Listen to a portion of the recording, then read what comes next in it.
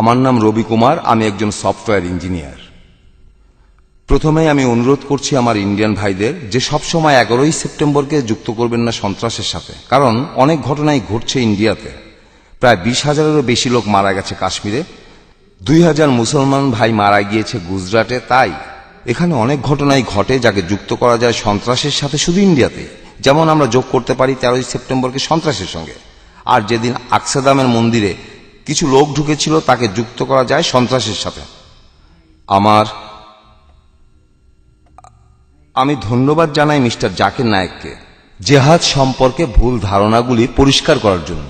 আমার প্রশ্নটা হলো যে আপনি বলেছিলেন শুধুমাত্র একজন লোকের কারণে একটা দেশকে আক্রমণ করা যায় না। এখন আমি আপনাকে একটা কাল্পনিক ঘটনা বলি।